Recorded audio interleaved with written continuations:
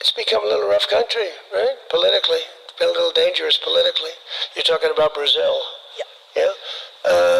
It's been nasty. Olha o ponto a que chegamos. É mais um capítulo para humilhar e envergonhar a nação brasileira diante do mundo inteiro. Ninguém menos que Donald Trump veio a público em pleno G7 para falar do Brasil. Apesar de confundir Eduardo Bolsonaro com Flávio, o recado do presidente americano foi cirúrgico. Ele já está sabendo da decisão surreal do STF, que condenou o filho do ex-presidente Jair Bolsonaro. Trump soltou o verbo sobre o nosso regime atual e disparou que o Brasil se tornou um lugar perigoso politicamente. E não parou por aí. Ele soltou uma frase que é um claro soco no estômago de Lula e do seu aliado Moraes. Abre aspas, eles jogam pesado, mas ninguém joga mais pesado do que os Estados Unidos da América. Enquanto o cenário internacional assiste a isso em choque, os deputados Carlos Gilberto, Maurício Marcon e Júlia Zanata reagiram, triturando os argumentos de Moraes e escancarando o óbvio. Essa condenação chuta a nossa Constituição para o escanteio. Transborda contradições e apresenta falhas gravíssimas no devido processo legal.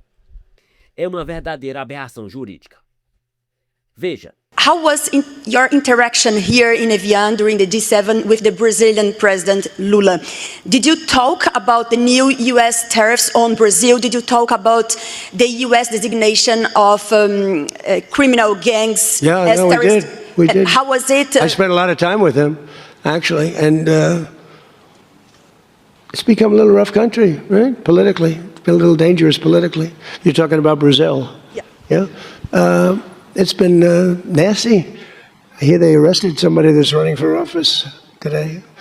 I found that out after we left. I just said goodbye to him, and I heard that they arrested the Bolsonaro Jr. He was doing well in the polls, and they arrested him because he made a statement in Texas. They arrested him, or they want to arrest him. They have something out for his arrest. No, they play pretty tough. But nobody plays tougher than the United States. Look, our elections are totally rigged. We have rigged elections. Presidente, pautorando hoje no STF. Literalmente briga de foice. Né? Tem os mocinhos e os bandidos. Acho que todo mundo sabe quem é mocinho e quem é bandido no STF. Numa das turmas, a gente vê a condenação de Eduardo Bolsonaro por ele supostamente ter comandado o presidente Donald Trump para que ele colocasse taxas sobre o Brasil. Só esqueceram de dizer que o presidente Donald Trump colocou taxas sobre 180 países, mais de 180 países do mundo. Agora é a velha perseguição feita por Alexandre de Moraes e a turminha dele. Hoje o Brasil vive a ditadura da toga. E a decisão da primeira turma inconstitucional da Suprema Corte deixou claro isso. Eu não estou preocupado, deputado Daniel, lá da minha terra, Vossa Excelência que é meu conterrâneo, se Vossa Excelência vota em A ou em B. Se o senhor é de partido A ou de partido B. Deputado Farru, eu estou preocupado se o senhor é de partido A ou de partido B. Todos aqui têm representação dentro desta casa, porque foram eleitos, tiveram votos. E todos têm a obrigação de defender a Constituição Federal, e ela é muito clara com relação a isso. Eu pergunto aos senhores, o devido processo legal permite que o juiz, que é vítima da suposta atuação do deputado Eduardo, lá nos Estados Unidos, para colocar a lei Magnitsky contra ele, a legislação brasileira, senhores parlamentares, esqueçam que os senhores gostam de A ou de B, permite que esse mesmo juiz seja relator do caso? Permite, senhores? Não permite. Ora, que força o deputado Eduardo tem contra a maior potência bélica e financeira do planeta, que é os Estados Unidos? Zero. Zero. Mais uma arbitrariedade por parte da Suprema Corte, que infelizmente conta com as palmas de alguns parlamentares do desgoverno Lula. A Suprema Corte rasgando a Constituição e os deputados batendo palma. Já tivemos parlamentares caçados aqui, já tivemos parlamentares censurados, já tivemos a imprensa censurada, já tivemos esse Congresso fechado e os parlamentares achando bom porque é com espectro político.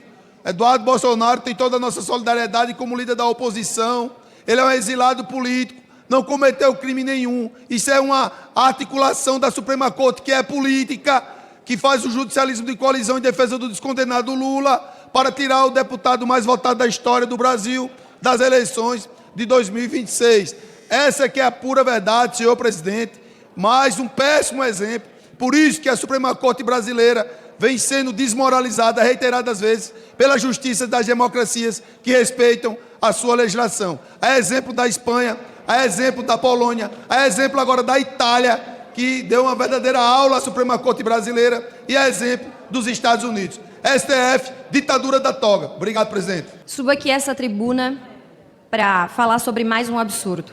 Eduardo Bolsonaro, que está em exílio nos Estados Unidos, porque não vivemos numa democracia plena aqui no Brasil, e ele teve que ficar lá condenado no Supremo Tribunal Federal por, o que é mesmo? Coação no curso do processo. Mas vejam só, senhores, o artigo 344 do Código Penal exige violência ou grave ameaça. Eduardo não ameaçou ninguém.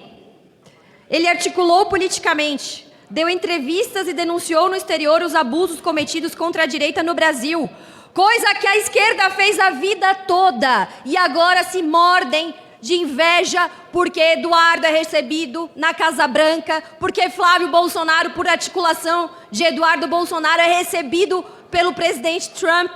Vocês se mordem de inveja, porque vocês viviam denunciando o Bolsonaro fora do país e tramando contra o país, como vocês gostam de dizer, em organismos internacionais. E a direita aprendeu a fazer isso, e vocês odeiam o fato de que Eduardo Bolsonaro é bem relacionado fora do país. E não é somente nos Estados Unidos, não. Essa semana, o Brasil passou mais uma vergonha. Semana passada, o Brasil passou mais uma vergonha. A Corte da Itália falou que isso aqui é uma zona, com outras palavras, porque é um juiz o Alexandre de Moraes, que tem todos os papéis do processo, vítima, acusador, promotor, tudo ele quer ser. Foi isso que a Corte da Itália falou na decisão, quando liberou a deputada Carla Zambelli. Minha solidariedade ao Eduardo Bolsonaro, que não se acovarda. E todo mundo fica falando dele, que ele tem um comitê lá nos Estados Unidos, que ele quer decidir a eleição. Ora, mas se o irmão do candidato a presidente da República não pode opinar, quem que eles têm que ouvir? A Globo News? Ou algum órgão de imprensa? Ou a esquerda? A gente tem que parar de ser pautado pelos nossos adversários, por quem sempre nos odiou. A gente tem que ter coragem de ouvir aquilo que a nossa base fala. A gente tem que ter essa coragem de ouvir. Temos que parar de... Eles dão uma sapateada e todo mundo já corre. Bando de covarde. E nós estamos vendo... Muitos do que antes se diziam apoiadores já correram, porque alguns vão conforme o vento vai, onde está mais legal, onde está mais famoso, onde está melhor. Política e o conservadorismo não são coisas para homens de geleia. Fidelidade, constância e firmeza. Houve, além de tudo isso que eu já falei, falhas graves no devido processo legal. Eduardo deveria ter sido citado por carta rogatória e não por edital, mesmo com seu endereço conhecido nos Estados Unidos. Tanto que o Paulo Figueiredo, no mesmo inquérito, foi notificado por carta. O mais grave é que o STF puniu um brasileiro por decisões soberanas de outro país, nesse caso dos Estados Unidos. Tarifas e sanções aplicadas por outro país viraram prova contra Eduardo, como se ele mandasse no governo americano. E como se ele tivesse usado isso para coagir no curso do processo. É só mais uma dentre tantas aberrações jurídicas que a gente vê no nosso Brasil.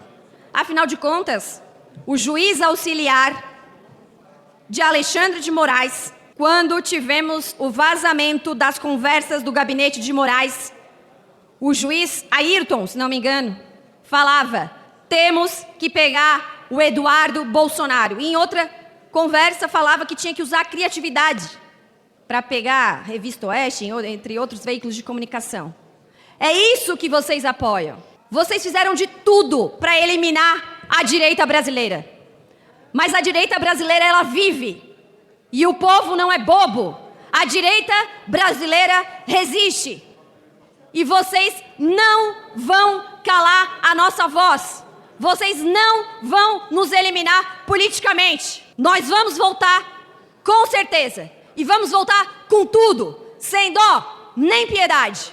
Não fazendo um governo da vingança, como o governo Lula faz, mas de maneira firme, tratar quem fez maldade com inocentes. Podem esperar. Parece que os ministros aliados de Lula não querem só prender, querem exterminar politicamente. Eduardo Bolsonaro foi condenado à inelegibilidade por 8 anos. O regime de crueldade não para na prisão. Determinaram a perda do cargo de escrivão da Polícia Federal. Isso não é justiça. É uma perseguição implacável e escancarada que está destruindo a reputação do Brasil lá fora.